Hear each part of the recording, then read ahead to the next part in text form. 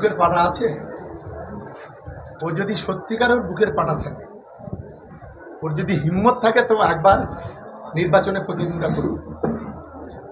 মুখ আর মুকুল না দেখিয়ে, নাটকবাজি না করে, ধর্মের নাম করে মানুষকে বোকানা বানিয়ে, ওর যদি হিম্মত থাকে, ও যদি সত্যিকারে বাপের বেটা হয়, ও একবার ইলেকশনে কন্টেস্ট করে দেখা। আমি ওকে চ্যালেঞ্জ করছি, অন ক্যামেরা চ্যালেঞ্জ করছি, সারা বাংলার মানুষের সামনেই আমি বলছি, ওর বুকের যদি পাটা থাকে, ও ভাঁড় বা ক্যানি একবার ভোটে দাঁড়িয়ে দেখা, তবে ওর বাপের বেটা বলবো আমি। নওশাদ সিদ্দিক বিভিন্ন জায়গায় দীর্ঘ এবং কি বলবেন?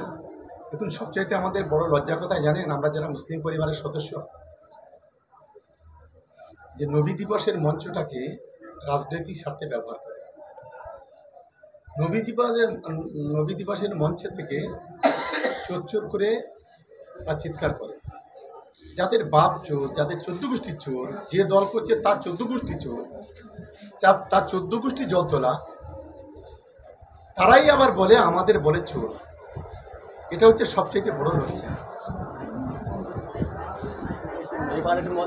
একেবারে নরেন্দ্র মোদী থেকে শুরু করে, অমিত শাহ থেকে শুরু করে, এদের যত চেলা চামুন্ডে আছে, আর এই নরেন্দ্র মোদীর সবচাইতে বড় চামচা যারা এই আইএসএফের যারা আছে, তারা তাদের চুলের গোড়া পর্যন্ত চোর, তারাই আবার আমাদের চোর বলে। এটা অত্যন্ত লজ্জাজনক।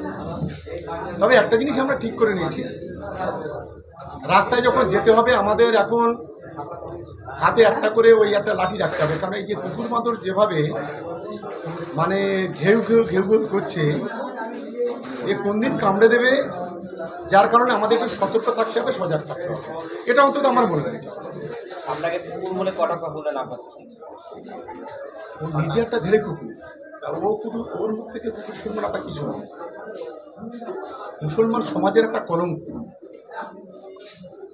ও নিজেকে নবী বলে মানে দাবি করে, নিজেকে বলে নূরে তুই, নিজেকে বলে আমার দিকে তাকাও, সমস্ত গুনাহ মাফ হয়ে যায়। কখনো কখনো বলে আমার নামে দরুদ পড়ো, কখনো কখনো বলে আমার মিটিংয়ে যে না আসবে সে কাফের, তার যে জানাজা পড়বে সে কাফের। লজ্জা থাকা উচিত। কাপুরুষের মতো অভিনয় করে। ও যদি বাপের বেটা হয়, ওর মায়ের যদি দুধ খেয়ে থাকে, লম্বা লম্বা কথা বলছে, ভাঁড় ক্যানি একবার প্রতিদ্বন্দ্বিতা করে দেখা। আমি অন ক্যামেরা চ্যালেঞ্জ করে বলে যাচ্ছি। আপনি চ্যালেঞ্জ করছেন, আর ওদিকে নওশাদ সিদ্দিকী বলছেন আপনারা ভাঙড়ে বড় বড় মিটিং মিছিল করছেন, সপ্তাহে 2 দিন 3 দিন করে। বারাইপুর, সোনারপুর, ক্যানিং, রাজারহাট, নিউ টাউন, হাড়োয়া থেকে আপনারা লোক ভাড়া করছেন সগতদা। সেটা তো ভাঁড়, এই বারাইপুর, ক্যানিং, সোনারপুর, নিউ টাউন, রাজারহাট, হাড়োয়ার, সেখানকার লোকেরা জানে যে তারা এই মিটিং এসছে কি। ফলে এর যে নাটকবাজি, এর যে ড্রামাবাজি, এর যে মিথ্যাবাদী কথাবার্তা, এটা সারা বাংলার মানুষ জেনে গেছে। ফলে এর কথায় কাউন্টার করে নিজেকে ছোট করবো। শুধু তাই নয়, যে অভিষেক ব্যানার্জি বা মমতা ব্যানার্জির কাছে নাম কেনার জন্য এই ছবিগুলো ব্যবহার করা হয়, যে এত লোক আমার পিছনে আছে, এটা দেখানোর চেষ্টা করে। অভিষেক ব্যানার্জি মমতা ব্যানার্জির কাছে নাম কেনার তো আমাদের দরকার নেই। অভিষেক ব্যানার্জি মমতা ব্যানার্জি জানে আমাদের শক্তি কতটা বেশি আর কতটা কম, এটা অভিষেক বন্দ্যোপাধ্যায়, মমতা বন্দ্যোপাধ্যায় জানে।